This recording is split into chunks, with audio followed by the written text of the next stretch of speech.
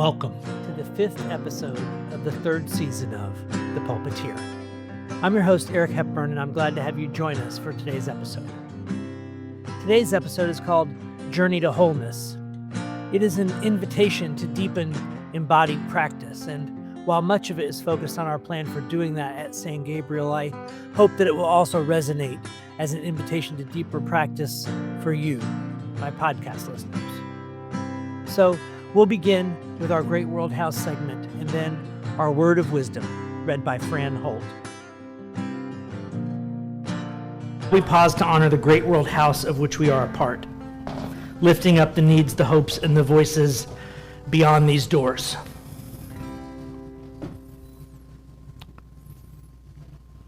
This week in Tacoma, Washington, 140 people stopped eating. They're being held in an immigration detention center, a private for-profit prison where profits increase when more people are held longer. Most have not been convicted of anything. They are waiting. Some of them have been waiting a long time.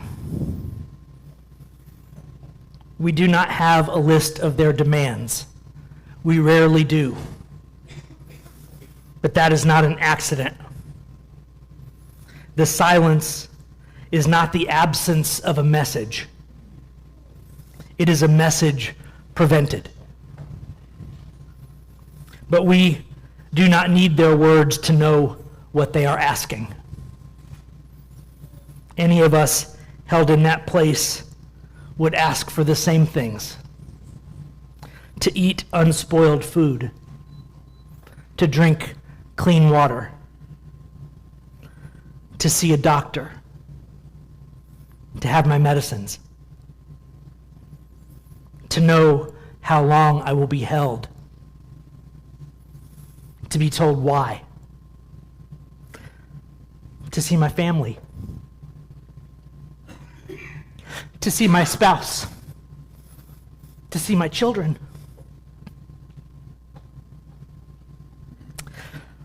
A hunger strike is a body speaking when a voice has been silenced. This morning, we listen to 140 bodies, and we lend them our voice. Amen.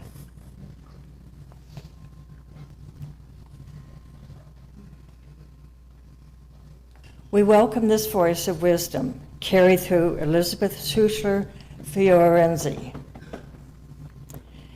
Since the reality of the kingdom of Jesus spells not primarily holiness, but wholeness, the salvation of God's kingdom is present and experientially available whenever Jesus casts out demons, heals the sick and the ritually unclean, tells stories about the lost and those who are found, the uninvited who are invited, and the last who will be first. Not the holiness of the elect, but the wholeness of all of us is the central vision of Jesus.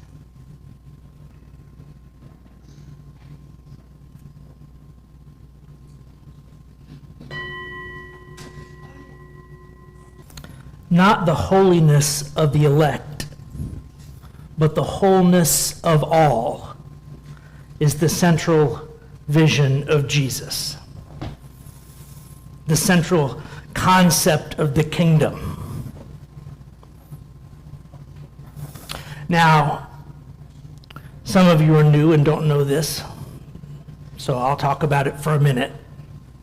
My pluralism, my own personal religious pluralism, runs in the following way. There have been many peoples, communities, and cultures in this world, and they have all sought relationship with that which is ultimate, with that which is at the edge of knowing, the leading edge of mystery, the corner of darkness, the answer that after you get good at thinking, you realize that thinking only gets you in a circle. It's all tautological. but it can't answer the big question about why you're here, not on its own. So all cultures have struggled with this. They've developed spirituality and spiritual practices. They have institutionalized those practices into religions. And occasionally, as you might be aware, those religions have sometimes forgotten that they were about spirituality and spiritual practices and become about other things.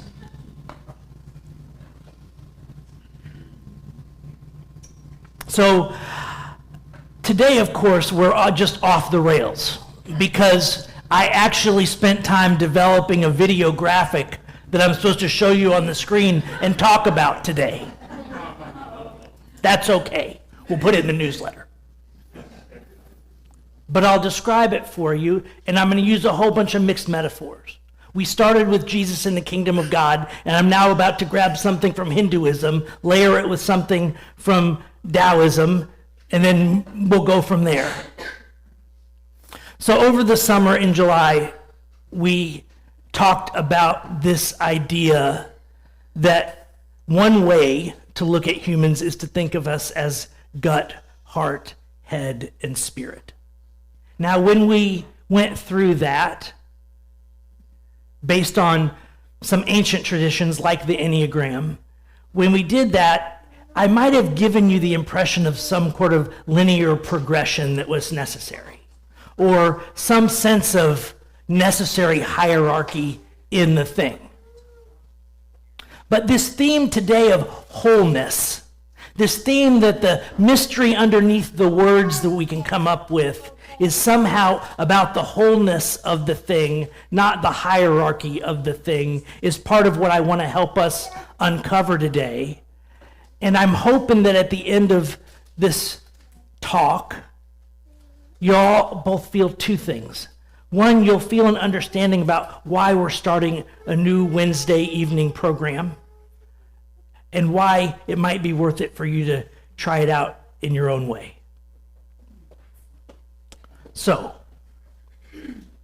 it is true in the unfolding of time as developmental entities that there is typically a progression in time-space. Gut. Anybody ever known an infant? They are all gut, baby. And then the heart gets involved when the gut's too unhappy. And then the terrible 2s and 3s. Now it's like the terrible 5 years. I don't know. They keep moving the goalposts.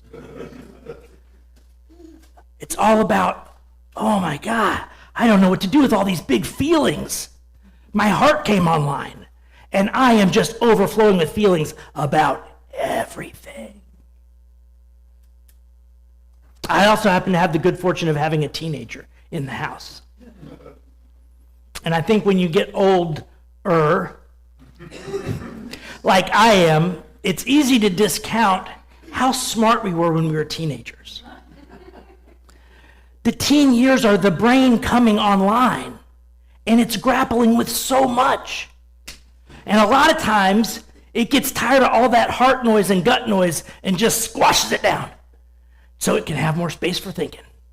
And then the journey of midlife is figuring out, oh, wait, actually, I kind of need my intuition and my body on this journey. Oh, wait, I think I might need my feelings too. Maybe they ought not go neglected.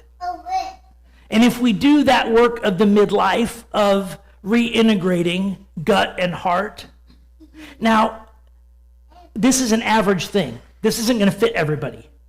Some of us stayed gut people. These things still came online, but we stayed gut people. And some of us stayed heart people. But I think at this stage in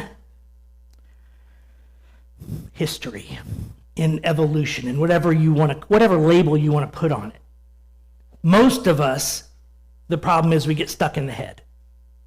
It's why anxiety is such a crippling sociological, anthropological phenomenon where we live in. It's why I haven't met a person in this church yet who, when I talk to him about anxiety, is like, yeah, I don't know, that's not one of my struggles. I mean, there might be a few of you. We haven't talked about it yet.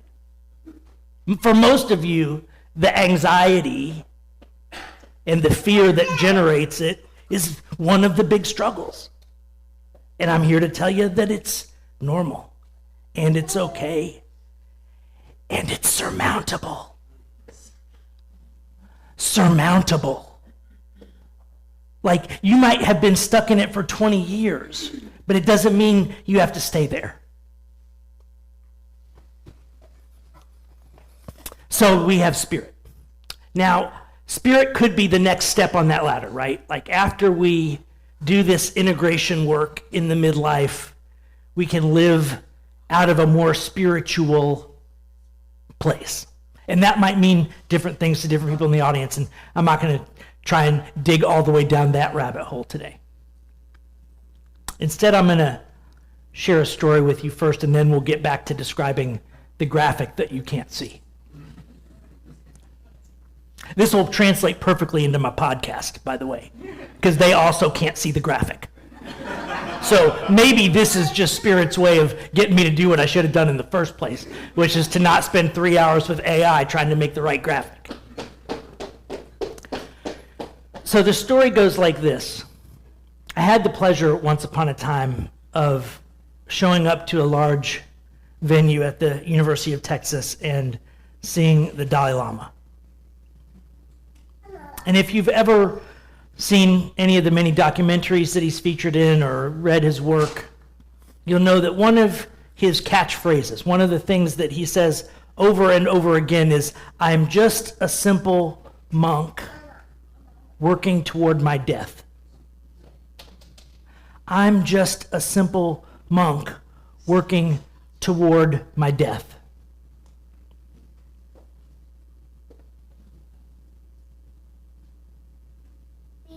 Our finiteness has something to do with this whole thing. We don't have to know what exactly, but recognizing that it is matters. So now into this story, I'm going to weave another teacher of mine. Quite a few years ago now, I think it's been about 7 years, my middle sister died of an opioid overdose. And a good friend of mine, Amy, was studying at the time to be a death doula.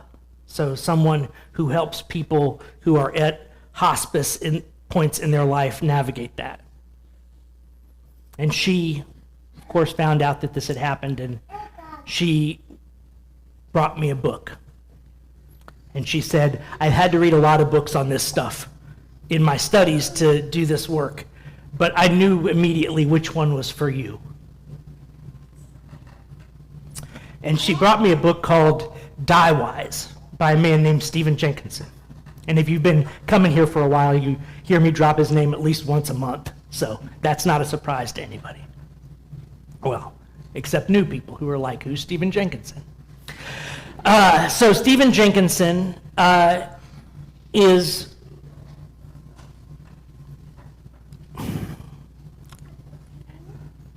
he's one of the founding voices in palliative care. He wrote this book called Die Wise. He's done a lot of stuff since then.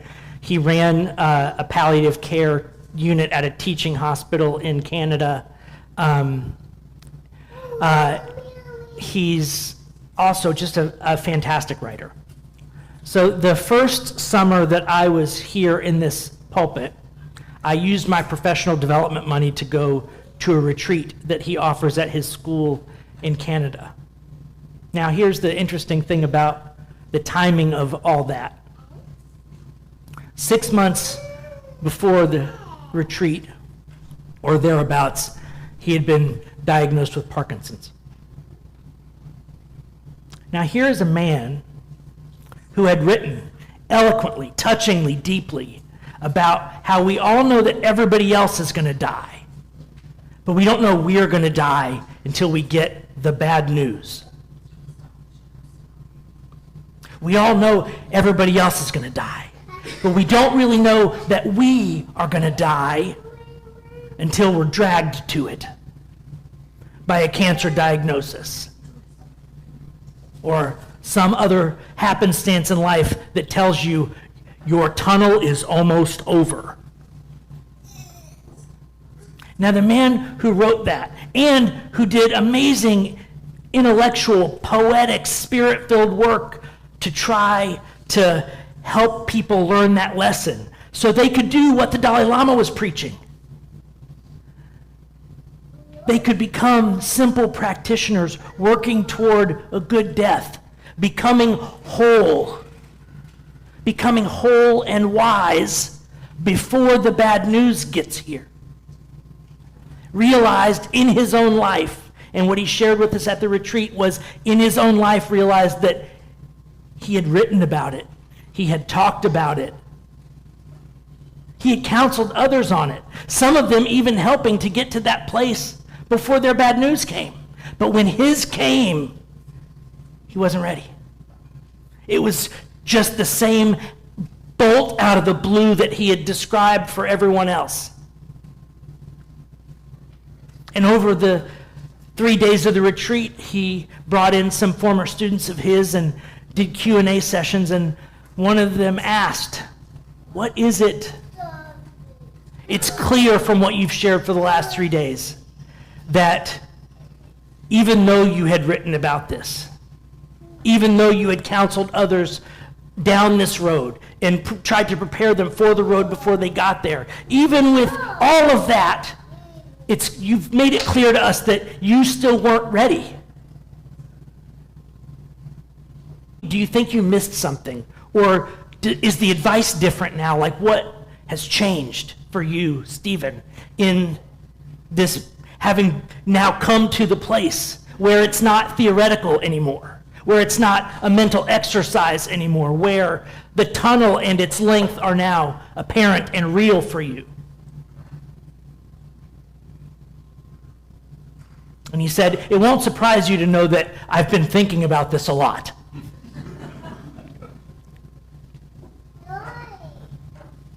And he said, "You know, the one thing that I think I would change, in the last 6 months, I've really started exploring some embodied practices. Yoga, breathing, meditation, like practices for being present in my body. And I never took those seriously before." He says, "But I think if I had started those practices 20 or 30 years ago, that combined with my other work, I think I would have been able to show up to that moment very differently." Now, I'm going to tell something that won't surprise most of you, but may surprise some of the new folks again, which is, I don't know if you know this about Unitarian Universalists and the liberal religious Christian heritage that spawned them. They're pretty intellectual. They're pretty much head first. And be honest, I roll that way many days. And it's how we roll together on Sundays. We bring in music and we bring some other things in to try and get the heart active. We try to stand up and sing and get the body into it just a little bit, but we're still pretty self-conscious because we're mostly up here still. But Sunday is our head first day. And I'm not saying that as an indictment. I'm saying it as a loving observation that I think applies to me and to most of y'all. Like, we come in here on Sunday and we do some songs and some sermon and try and wrap our head around stuff. And it's good and it's necessary. But Wednesday night is going to be about bottom up.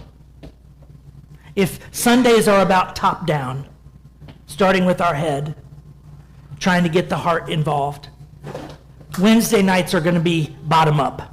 It's going to start with embodied experience and then try and engage the heart in that and let the head take a little bit of a rest. It's still allowed to show up. Quieting the mind is a many, many year practice for those of you who have tried some of the Buddhist methods. So you don't have to already have a quiet mind to show up on Wednesday. You just have to be willing to try some things that invite you to realize the truth that your body is neither an inconvenience nor tertiary to your existence. Despite what Descartes said, your body is not tertiary. Whatever this experience is that we have, this thing called life, it is an embodied thing when done properly. It is an embodied thing. This isn't, as some preachers will say, some temporary prison of punishment for your soul or your mind. It is the thing you are invited to find harmony within and harmony without.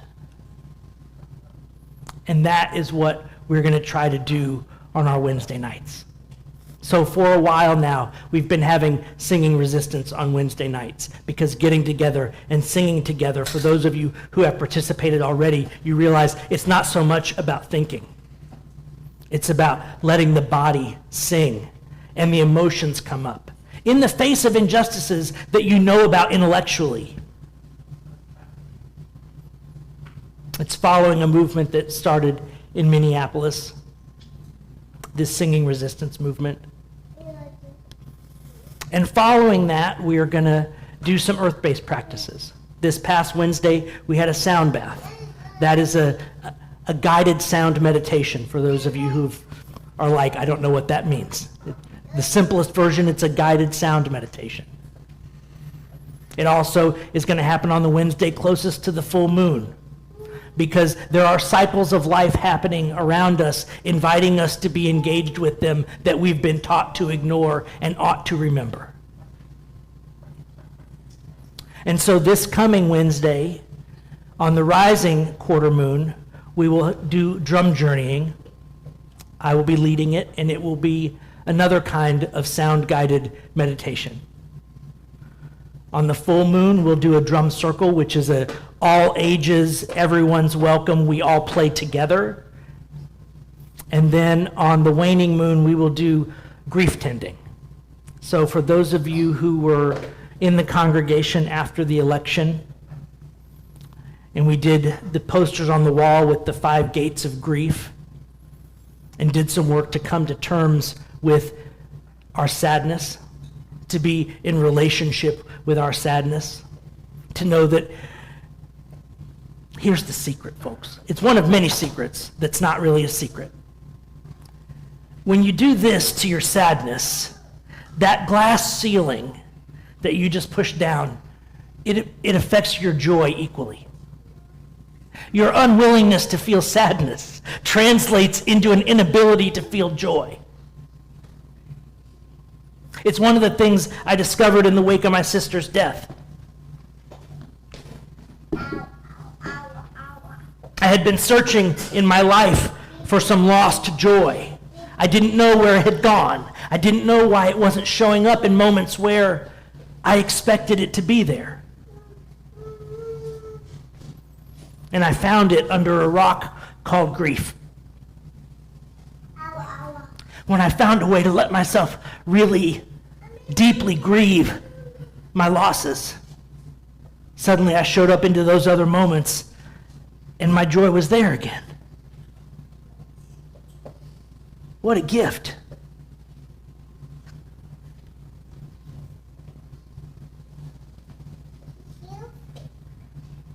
So, the journey to wholeness.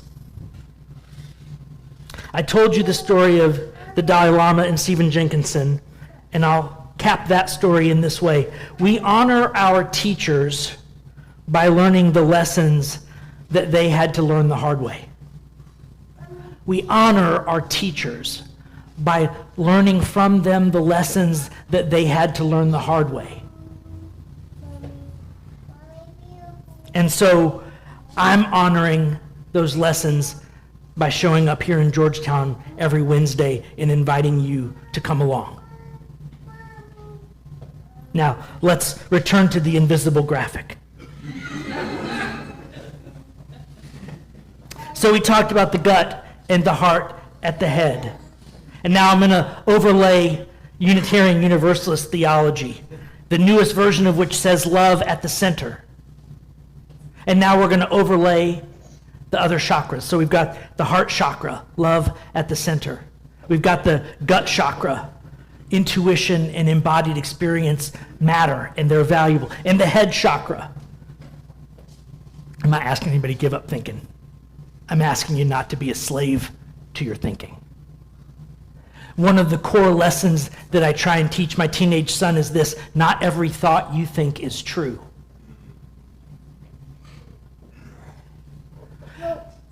How often, though, do we walk around assuming that every thought we think is true? The essence of developing spirituality as a practice, as a known reality in your life, is that spirituality layer is the truth sayer that can answer the question about whether a particular thought you had was true or false, whether it was ego or divine insight, whether it was an accurate perception of reality or a projection of your own woundedness. Your mind that just generated that thought isn't that good at self-awareness. The self-awareness comes from that spiritual layer.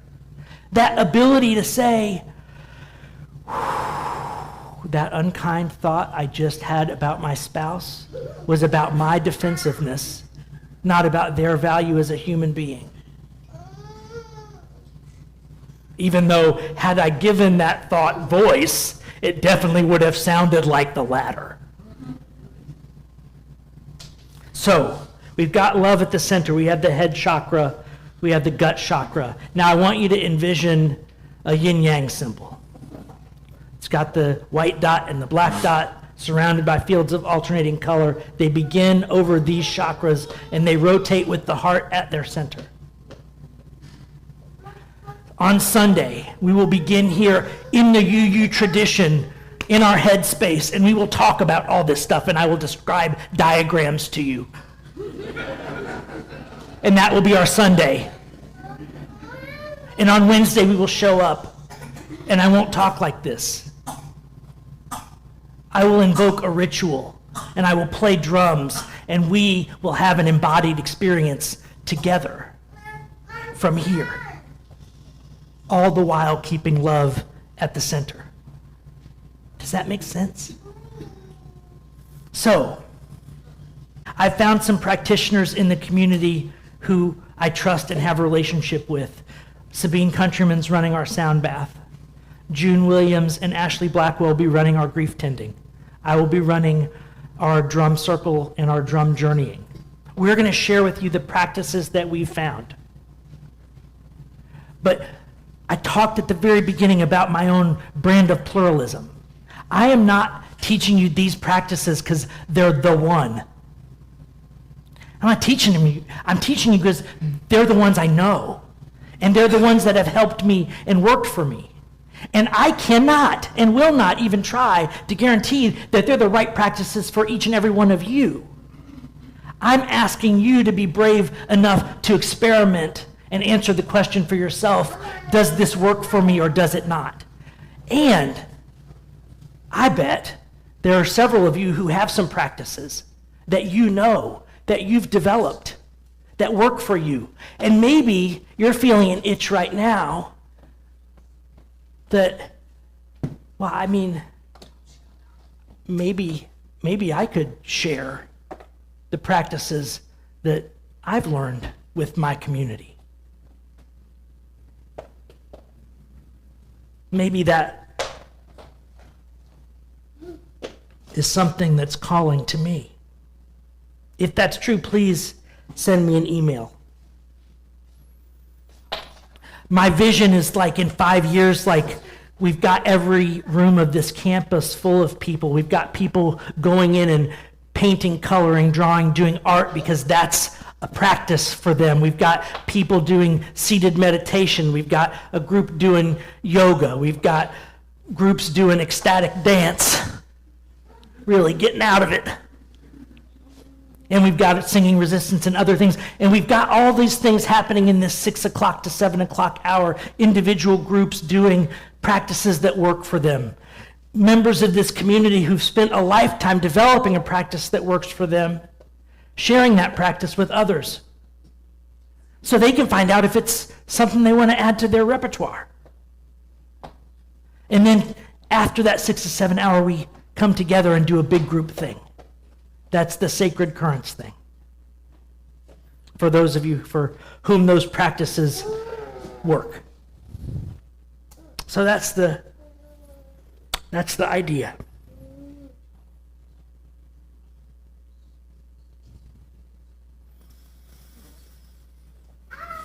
I've said things from this pulpit before, like, I've had a fair amount of feedback that says something along the lines of, well, you tend to get dark pretty easily and outline the troubles and the stumbling blocks and the this, but you don't preach life is beautiful kinds of stuff very often. I wish you'd do that more. And I've responded to that by saying, if I thought you could get to a place where you could experience deeply the beauty of life and keep the bad stuff repressed, I'd say yes. But the problem that I see when I look out at the world is not that there's not enough people trying to preach the good news, just going to pretend that's not happening. Isn't it? That's so great. It's so great to be a privileged American in today's world. I love it. It's just wonderful. It's great. It's great. I mean, not so great for my gay friends and not so great for my friends of color, but, my 401k is doing smashing.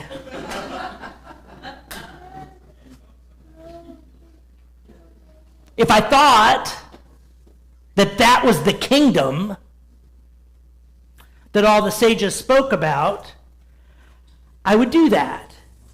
But what I see is people filling up a God-sized hole with other stuff and wondering why it doesn't work. I see them stuffing their self-satisfaction at their social status or the productivity of their 401k or their life accomplishments in the hole, but they're not showing up, as the Dalai Lama said, whole at the time of their death. Their death arrives and they are like, what have I been doing? No, seriously, what have I been doing? That's the look that I've seen on people's faces when they hit that moment and all they have is their bag of stuff.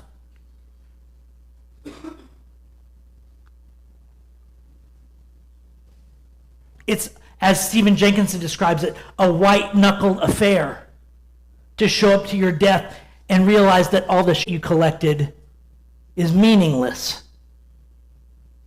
And to wonder where your attention has been.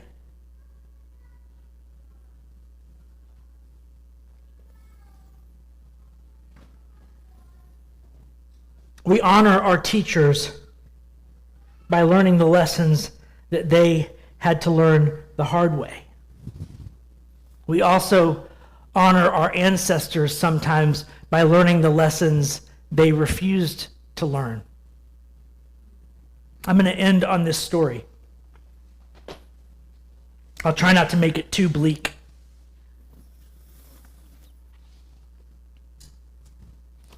So, my mom was 16 years old when she had me, and she was 17 when I was born. From the age of around 2.5, I spent every summer with my grandparents, which I think was a good thing for a great many reasons. And so my grandmother was like a second mom to me. Now, I get to tell this story in part because both my mother and my grandmother are dead. And so speaking for the living without their permission is one thing, but I'm willing to speak for the dead. Now, when I was a child, I thought my grandmother was one of the most loving people. She certainly cared for me and loved me. But as she aged, I watched her become more and more calcified and closed off and resentful. And I just watched her over the course of 40 years just toxify. I don't know how else to describe it.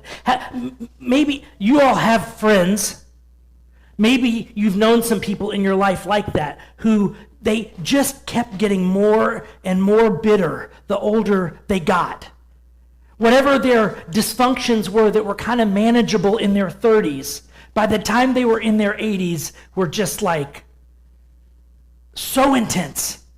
So intense that people who loved them were like, I can barely stand to be around them. Is this resonating with anybody? Has anybody known people like this?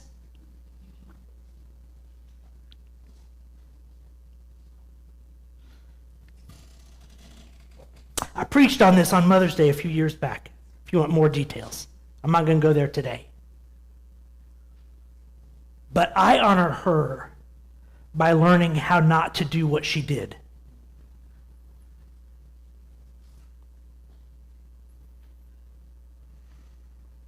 Don't be afraid of being angry. Don't be afraid of being sad. Don't be afraid of looking weak. Don't tell yourself that you're worthless if you don't do X, Y, Z. These are the patterns in her life that continued to grow and constrict and congeal until she was a precious soul trapped in a box she couldn't escape. And she died that way. She died because she was going to die, but we all are, right? But we just don't know it until they tell us. But she could have gone to the doctor, but she refused to tell anybody the symptoms of what she was even going through. She didn't want to look weak. Grandma, we can get some people to come and over my dead body while someone clean my house for me. I guess she got her wish. Nobody cleaned her house for her. But the message that accepting help from another person is weakness and not courage doesn't resonate with me. So one of the lessons I learned from her is that being able to say, I'm not well today, Bob. I'm going to need some help setting these chairs back up after the meeting yesterday. Will you come help me? Like that's not weakness. Like that is not strength here or here or here. That's strength here. To admit we need help. To accept the love from others that we would freely give them. We're all so willing to give, aren't we? Oh, I'll go help so-and-so. Oh, let me do this for you. No, I'm fine. I'm good. I don't need any help. Oh, are you in need? Dave, let me come in. Oh, Dave, let me help you out. Oh, no, Dave, I'm good. I'm good. You know me. I'm good. Does that resonate with anybody? Do you see that act? So it's just ego, friends. So whether we talk about it from Jesus or the Eastern wisdom traditions or Islam, it doesn't, or the humanists, secular or non-secular, it's the same wisdom. When you shine the light on it from all these different directions, it's the same truth. Be in your body and stop being afraid that other people's perceptions of you define you. That's just ego stuff. And ego stuff, I've said this before, I'll say it again, probably 1,000 times. You'll probably get sick of me saying it. Probably you'll send me off to another church in a few years because you're tired of hearing about it. Ego is absolutely 100% normal as a developmental part of human being. And when I see strong egos, in teenagers and 20-somethings. It causes me no grief, stress, or surprise at all. When I see ego lauded in people in the second half of life, it tells me that the train has gone off the rails. If you are in the second half of your life still struggling with ego, you know what your work is when you leave here today. Like, you know. And if you're not showing up to that work, you're not showing up to the only work that matters in your life. Because that ego is the thing between you and the Dalai Lama's vision. And you can't think your way past it. But the ego will try to say, oh yeah, I can. I'm so smart. Watch this. We'll just talk it right around in a circle until I convince you that you're dizzy enough to forget me.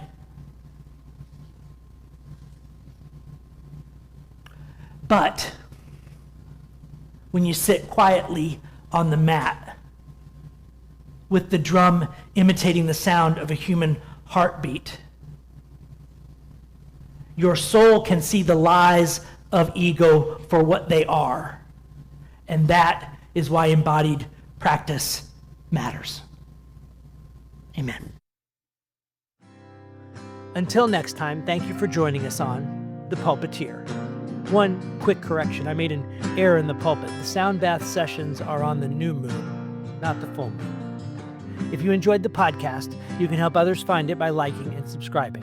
If you'd like to support the podcast directly, you can make a donation at sangabrieluu.org/give. The Pulpiteer podcast is a production of the San Gabriel Unitarian Universalist Fellowship of Georgetown, Texas.